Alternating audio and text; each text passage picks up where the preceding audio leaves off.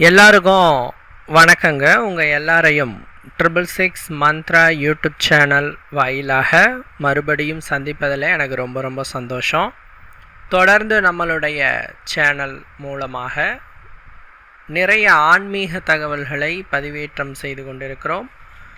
உங்களுடைய மேலான ஆதரவும் நமக்கு தொடர்ந்து கிடைத்து கொண்டே வருது. ரொம்ப சந்தோஷம். அந்த வகையில் இன்னைக்கு இந்த வீடியோ பதிவில் நாம் பார்க்கக்கூடிய ஆன்மீக தகவல் என்ன அப்படின்னு பார்த்தீங்கன்னா, வரக்கூடிய மே மாதம் 4ஆம் தேதி, அதாவது அக்னி நட்சத்திரம் ஆரம்ப நாளில் இருந்து முடியும் நாள் வரை, அதாவது மே மாதம் 28ஆம் தேதி வரை இந்த இலையை நீங்கள் கையில் வைத்திருந்தால் அனைத்து விதமான ஐஸ்வர்யங்களும் உங்களை அடையும். இது என்ன அப்படிங்கிறத இந்த வீடியோவில் விளக்கமாக பார்ப்போம். பதிவை முழுமையாக பாருங்கள். அதாவது இந்த 2026ஆம் ஆண்டிற்கான அக்னி நட்சத்திரம் மே மாதம் 4ஆம் தேதி தொடங்குகிறது.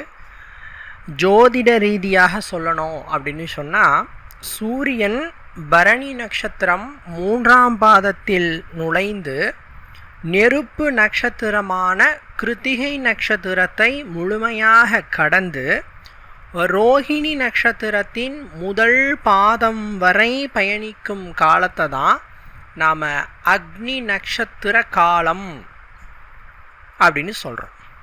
இந்த அக்னி நட்சத்திர காலத்தில் தான் நெருப்பின் அதிபதியான அக்னி தேவர் தன்னுடைய முழு பலத்தையும் வெளிப்படுத்துவார். சரி, இப்பயே ரொம்ப ஹாட்டாக இருக்குது. இன்னும் அக்னி நட்சத்திரத்தில் எப்படி இருக்குன்னு கேட்டால், இதை விட பன்மடங்கு பலத்தோடு தான் அக்னி தேவர் தன்னுடைய பலத்தினை வெளிப்படுத்துவார்.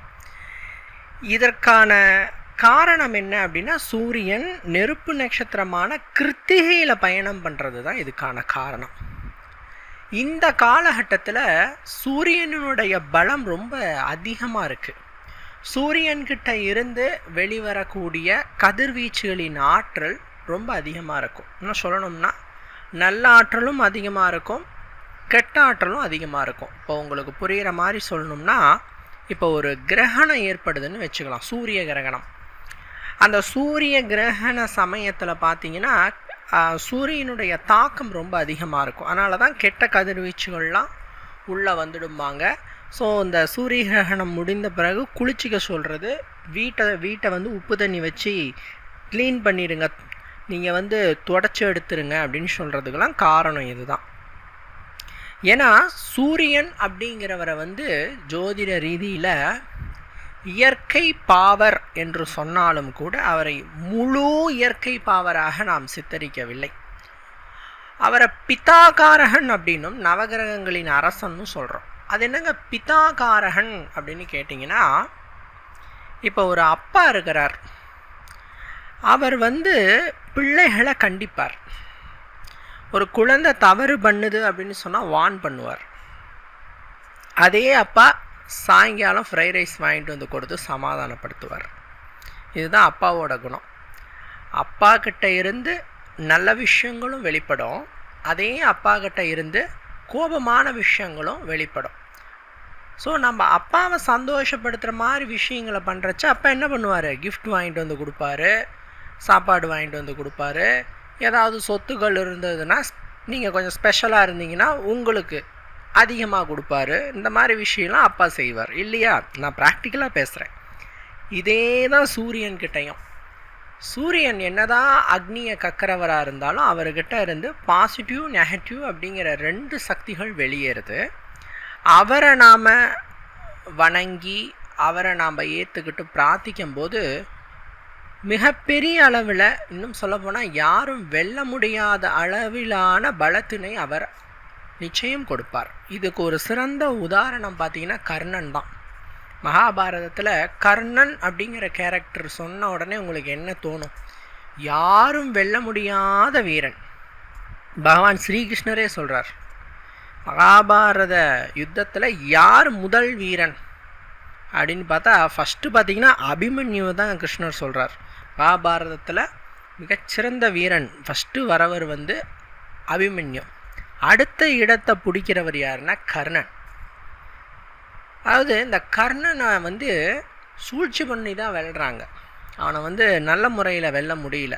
அபிமன்யுவே சூழ்ச்சி பண்ணி தான் வென்றாங்க. அப்பேற்பட்ட அந்த கர்ணனுக்கு அந்த சிறப்பான சக்தி எங்கேருந்து கிடைத்தது அப்படின்னு கேட்டால், அவர் சூரிய புத்திரன் அப்படிங்கிறதுனால, ப்ளஸ் பார்த்தீங்கன்னா சூரியனினுடைய அருட்பிரசாதமான கவச குண்டலங்கள் அவருக்கு கிடைத்ததுனால், சூரியனினுடைய அந்த பிரசாதமான கவச குண்டலங்கள் அவரிடத்தில் இருக்கும் வரை அவரை யாராலும் வெல்ல முடியாது.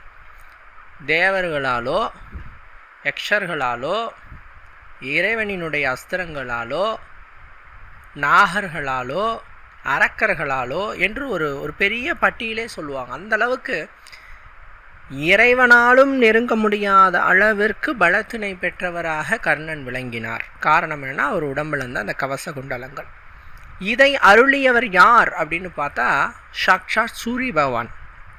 அப்போது சூரியனுடைய மகத்துவம் என்னன்னு நீங்கள் தெரிஞ்சுக்கணும். அதாவது சூரியன் வந்து சிவஸ்வரூபம்னு சொல்கிறோம். சூரியனையும் சந்திரனையும் சிவஸ்வரூபங்களாக, அதாவது சூரியனை சிவனாகவும் சந்திரனை பார்வதி அதாவது உமையவளாகவும் சொல்கிறோம். சிவனாருடைய இடப்பாகத்தில் சந்திரன் இருக்கிறத மாதிரியும் வலப்பாகத்தில் சூரியன் இடம்பெற மாதிரி தான் சாஸ்திரம் சொல்லுது. மொத்தத்தில் சூரியனை நாம் டெய்லி வழிபாடு செய்யணும். ஒரு சிலர் கூட நம்மக்கிட்ட கேட்குறாங்க, சார் நீங்கள் கடவுளை பற்றி நிறைய தகவல்களை சொல்லிகிட்டு இருக்கிறீங்க, கடவுளை நேரில் காட்ட முடியுமா அப்படின்னு கேட்குறாங்க. நான் ஒரே ஒரு விஷயம் தான் சொல்லுவேன், கடவுளை நேரில் காட்டுறது ஒன்றும் பெரிய விஷயம் இல்லை. டெய்லி காலையில் உதிக்கிறாரே சூரியன், அவர் தான் கடவுள். மாலை வந்தவுடன், அதாவது சூரியன் அஸ்தமித்தவுடன் உதிக்கிறாரே சந்திரன், அவர்தான் கடவுள். சூரிய சந்திரர்கள்தான் கண்ணுக்கு தெரிந்த கடவுள். சூரியன் இல்லைன்னா நம்மளுக்கு இங்கே வேலையே இல்லை. அந்த மாதிரி அந்த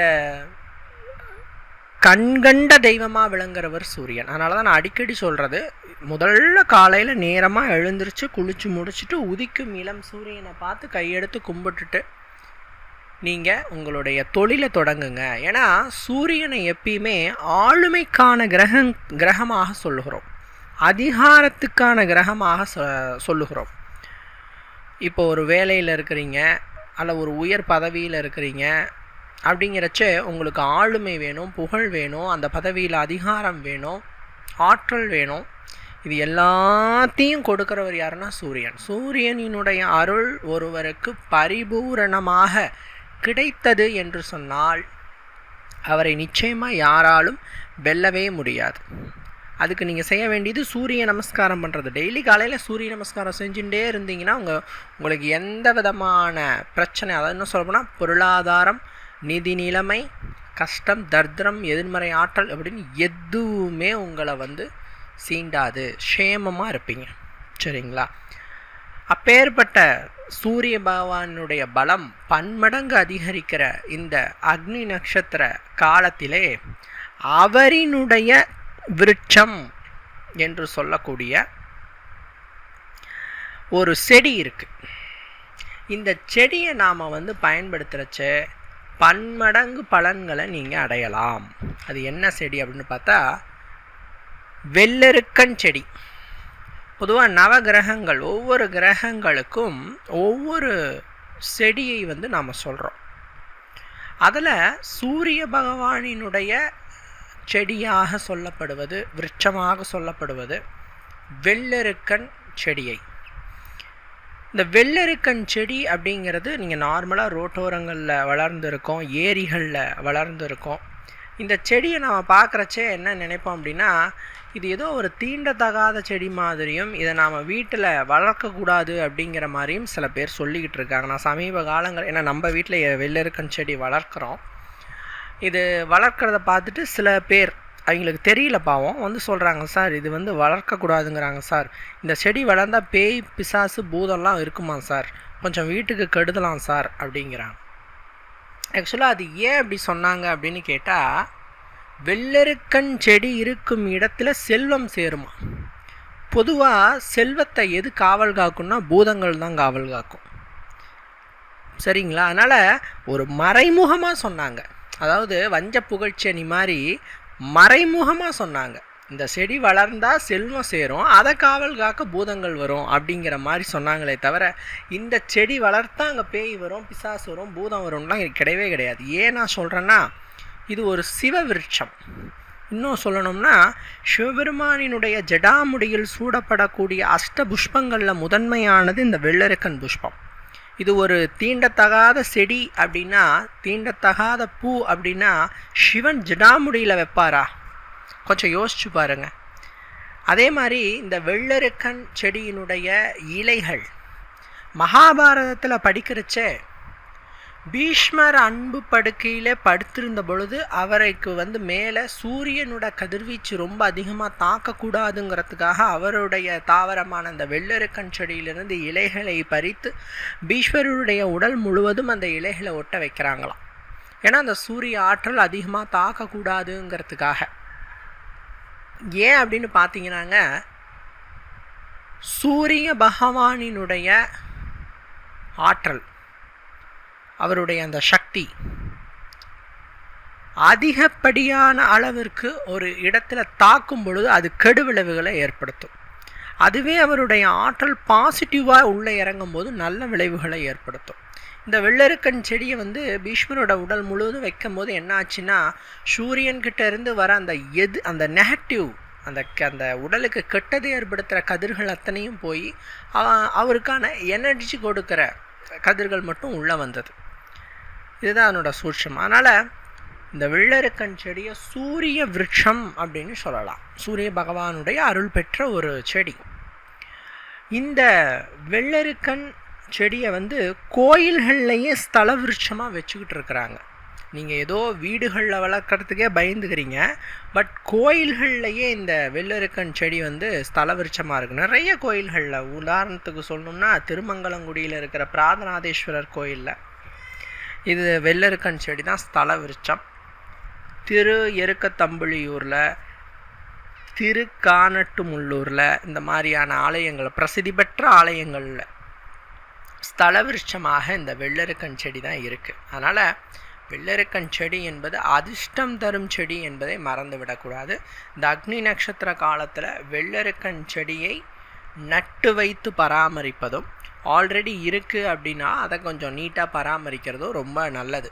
இன்னும் சொல்லப்போனால் இது ஒரு அதிகமான பராமரிப்பு தேவைப்படாத செடி அப்படின்னு சொல்லலாம். பொதுவாக இது ஒரு துளசி செடியோடு தான் நாம் ஒற்றுமைப்படுத்தி சொல்லுவோம். எப்படின்னா, துளசி செடியை கொஞ்சம் பராமரிப்பு அதிகமாக இருக்கணும். முறையாக தண்ணி ஊற்றணும், தீட்டு காலங்களில் பக்கத்தில் போகக்கூடாது. இந்த மாதிரி நிறைய கட்டுப்பாடுகளோடு துளசி செடி நாம் வளர்க்கணும். அதனால தான் இன்றைக்கி துளசி மாடங்கள் எல்லாரும் வச்சுக்கிறதில்ல. முடிந்தால் வச்சுக்கிறாங்க, இல்லைன்னா கோயிலில் போயிட்டு துளசியை கும்பிட்றாங்க. அதே மாதிரி தான் வெள்ளரிக்கன் செடியும். வெள்ளரிக்கன் செடிக்கு நீங்கள் டெய்லி தண்ணி விடணும், இதுக்கு தனி பராமரிப்பு பண்ணணுங்கிறதுலாம் இல்லை. இது தானாக வளரக்கூடியது, தானாக தன்னுடைய இனத்தை விருத்தி பண்ணுற தன்மை இருக்குது. சரிங்களா? அதனால் வெள்ளரிக்கன் செடி நீங்கள் நட்டு வச்சு வளர்த்தா போதும். தீட்டு காலங்களில் மட்டும் தொடாமல் இருந்தால் போதுமே தவிர, மற்றபடி இந்த வெள்ளரிக்கன் செடியை நீங்கள் தாராளமாக எளிமையான முறையில் பாமரரும் வளர்க்கலாம். சரிங்களா? இந்த வெள்ளரிக்கன் செடியிலிருந்து கிடைக்கக்கூடிய எல்லாமே சிறப்புங்க. வெள்ளரிக்கன் வேர் இருக்கு இல்லையா, செடியோட வேர், அதில் விநாயகர் செஞ்சுக்குவாங்க. விநாயகர் செஞ்சு வீட்டில் வைப்பாங்க, அல்லது தொழில் செய்யும் ஸ்தாபனங்களில் வைப்பாங்க. வெள்ளரிக்கன் வேர் விநாயகர் அப்படின்ட்டு இதனோட பேர். அற்புதமான சேம பலன்களை கொடுக்கக்கூடியது இந்த வெள்ளரிக்கன் வேர் விநாயகர். வெள்ளரிக்கன் வேரில் விநாயகர் வாசம் செய்வதாக சாஸ்திரம் சொல்லுது. இந்த வெள்ளரிக்கன் வேர் விநாயகர் நீங்கள் தயார் பண்ணிவிட்டு தொழில் செய்யும் இடங்களில், வீடுகளில் பிரதிஷ்டை பண்ணி கும்பிட்றச்ச அந்த வீட்டில் குறைவில்லாதபடி நிதி நிலைமை உயரும், பண வரவு சேரும். இன்னும் சொல்லணும்னா, அந்த வீட்டில் இருக்கிற வறுமை அடியோடு நீங்குன்னே சொல்லலாம். ஒன்று. ரெண்டாவது, வெள்ளரிக்கன் திரி. நான் நிறைய இடங்களில் இந்த தீபங்களை பற்றி சொல்லுகிறேன். அதில் இந்த வெள்ளரிக்கன் திரியை பற்றி நான் நிறைய இடங்களில் சொல்லியிருக்கேன்.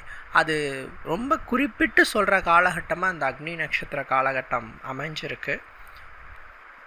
கட்டாயமாக சிரமம் பார்க்காமல் அக்னி நட்சத்திர காலகட்டத்தில் நீங்கள் வெள்ளெருக்கண் திரியை பயன்படுத்தி நெய் தீபம் ஏற்றுங்கள் உங்களுடைய வீட்டில், காலையிலும் மாலையிலும். காலையிலனா பிரம்ம முகூர்த்த டைமிங் 3:30 5 ஒருவேளை அந்த டைமில் எங்களால் ஏற்ற முடியலன்னா அதை தொடர்ந்து வரும் முகூர்த்த காலமும் சுப முகூர்த்தம் தான். சூரியன் உதிக்கும் வரை இருக்கிற அந்த டைமிங் நீங்கள் சுப முகூர்த்த காலம்தான். அதனால் நீங்கள் பயப்பட தேவையில்லை. அதனால் முடிஞ்சால் 3:30 to 5, இல்லைன்னா 5 மணிலேருந்து ஒரு 6:30 மணிக்குள்ளே. ஏன்னா 6:30 மணிக்குலேருந்து 7 மணிக்குள்ளே சூரியன் உதயம் ஆரம்பமாயிடும். ஸோ அந்த 6:30க்குள்ளே ஒரு தீபத்தை ஏற்றிடுங்க வீடுகளில். இந்த அக்னி நட்சத்திர காலத்தில் என்ன சொல்லணும்னா மே 4 to 28 வரைக்கும். மாலை சூரியன் அஸ்தமித்த பிறகு 6 மணிக்கு மேலே ஒரு தீபத்தை 6 மணிலேருந்து 6:30 மணிக்குள்ளார என்ன சொல்லணும்னா, சூரியன் மறைவதற்கு 1.5 மணி நேரம் முன்பும் 1.5 மணி நேரம் பின்பும் இருக்கிற காலத்தை தான் தீபம் ஏற்ற உகந்த காலம்னு சொல்கிறோம். ஒன்று இப்போ ஒரு 5 மணிக்கு சூரியன் மறைய ஆரம்பிக்கிறாருன்னா 4:30 to 5 ஒரு பேட்ச், 5 to 6:30 ஒரு பேட்ச். ஸோ ஒரு 6 to 6:30க்குள்ளே நீங்கள் தீபம் ஏற்றிட்டிங்கன்னா மாலையில் ரொம்ப நல்லது. இல்லை 5 மணிக்கு மேலே நீங்கள் தாராளமாக ஏற்றலாம். ஸோ இந்த வெள்ளெருக்கண் திரியை பயன்படுத்தி நெய் தீபம் இந்த அக்னி நட்சத்திர காலத்தில் முழுமையாக ஏற்றச்சே சூரிய பகவானுடைய அருள் உங்களுக்கு கிடைக்கும், உங்கள் இல்லங்களுக்கு கிடைக்கும். சூரியனுடைய காரகத்தின் மூலமாக நீங்கள் தொட்டகாரியம் அத்தனையும் வெற்றியாகும்னு சொல்லணும்னா, நவகிரகங்களின் அரசன் என்று நாம் சூரியனை அழைக்கிறோம். சூரிய பகவானை நவகிரகங்களின் அரசன் அப்படின்னு அழைக்கிறோம். இப்போ சூரியன் பலமாகிறார், சூரியன் சக்தி பெற்றவராகிறார் அப்படின்னா, ஒரு அரசன் சக்தி பெறும்போது அவருடைய ஆளுகையில் இருக்கிற அனைவருமே சக்தி பெற்றவர்களாக ஆகிவிடுவாங்க இல்லையா? அதனால் நாம் நவகிரகங்களின் அரசனான சூரியனை பலப்படுத்தும் பொழுது நம் ஜாதகத்திலே மற்ற அனைத்து கிரகங்களும் பலமாகும், அனைத்து கிரகங்களும் அருளும் உங்களுக்கு கிடைக்கும். அதனால் தயவு செய்து இந்த ஒரு வழிபாட்டை செய்யுங்க. வெள்ளெருக்கண் திரியை பயன்படுத்தி தீபம் போடுங்க. வெள்ளெருக்கண் திரி நீங்கள் ரொம்ப தேடி பிடிச்சி வாங்கணுங்கிறதெல்லாம் இல்லைங்க. நாட்டு மருந்து கடையில் போயிட்டு கேட்டிங்கன்னா அவங்க கொடுப்பாங்க. நீங்கள் வழக்கம் போல் பஞ்சு திரி எப்படி போடுவீங்க? 2 திரியை ஒன்றா திரித்து நீங்கள் எண்ணெயில் முக்கி போடுவீங்க இல்லையா? அதே மாதிரி தான், சிம்பிள் ப்ராசஸ் தான். செய்யுங்க, பலன் உண்டு. 1.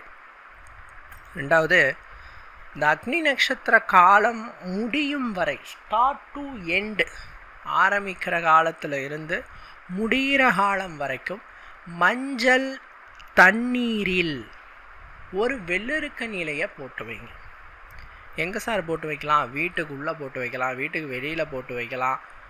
இன்னும் சொல்லணும்னா, உங்களோட வீட்டில் தென்கிழக்கு திசை, அதாவது இந்த சமயக்கட்டு வச்சுருப்பீங்க இல்லையா, அதுதான் பார்த்திங்கன்னா தென்கிழக்கு திசை அப்படின்னு சொல்லுவோம். இது அக்னி மூலை அப்படின்னு சொல்கிறோம். இந்த இடத்துல இதை செய்கிறது நல்லது. இல்லைன்னா வீட்டோட நடுப்பகுதியில் செய்கிறது நல்லது. இப்படி மஞ்சள் தண்ணியில் ஒரு வெள்ளெருக்கண் இலையை போட்டு வைக்கிறச்ச, நான் முன்னாடி சொன்னேன் இல்லையா, சூரியன் அப்படிங்கிறவர் பலம் பொருந்தியவர். அவருடைய பலம் மேலும் அதிகரிக்கும் காலம் இந்த அக்னி நட்சத்திர காலம். இந்த டைமில் அவர்கிட்ட இருந்து சக்திகள் அதிகமாக வருது. ஸோ அதிலேருந்து நம்ம பாசிட்டிவ் மட்டும் இழுத்துக்கணும். ஸோ நீங்கள் மஞ்சள் தண்ணியில் வெள்ளெருக்கண் செடியை போட்டு இந்த அக்னி நட்சத்திர காலம் முழுவதும் தென்கிழக்கு திசையில் அதை வைக்கிறச்சே சூரியன்கிட்ட இருந்து வரக்கூடிய பாசிட்டிவ் வைப் அனைத்தும் உங்களுக்கு கிடைக்கும். உங்களுடைய இல்லத்தில் சூரியனுடைய அருளாசி அதிகமாக கிடைக்கும். இதன் மூலமாக உங்களுடைய வீடும் சரி, உங்களுடைய தொழிலும் சரி, முக்கியமாக தேக ஆரோக்கியம். சூரியன் நல்லா இருந்தார், பலமாக இருந்தார் அப்படின்னா உடல் ஆரோக்கியம், நீண்ட ஆயுள் ஆகியவை நிச்சயமாக கிடைக்கும். குழந்தைகளுக்கு கல்வி என அனைத்துமே கிடைக்கும் நல்லபடியாக. ஸோ இத்தனையையும் உங்களுக்கு இந்த வெள்ளெருக்கண் இலையை நீங்கள் மஞ்சள் தண்ணியில் போட்டு வைக்கிறதுனால கிடைக்கும். டெய்லி மாற்றிக்கலாம். அப்போ நீங்கள் இன்றைக்கி போட்டு வச்ச இலையை அடுத்த நாள் அந்த இலையையும் அந்த தண்ணியை எடுத்துகிட்டு போயிட்டு பூச்செடிக்கு அடியில் ஊற்றிட்டு அதே மாதிரி ஃப்ரெஷ்ஷாக அடுத்த நாள் மஞ்சள் தண்ணி எடுத்துகிட்டு அதில் வெள்ளெருக்கண் இலையை போட்டு வைக்கலாம். சரிங்களா? ஸோ சிம்பிளான ப்ராசஸ் தான். செய்து பயனினை அடையுங்கள். கட்டாயமாக இந்த அக்னி நட்சத்திர காலகட்டம் உங்களுக்கு க்ஷேமங்களை வாரி வழங்கும் காலகட்டமாக இருக்கும் என நம்புகிறோம். நிச்சயம் இருக்கும். மற்றொரு பதிவில் உங்களை நான் சந்திக்கிறேன். நன்றி, வணக்கம்.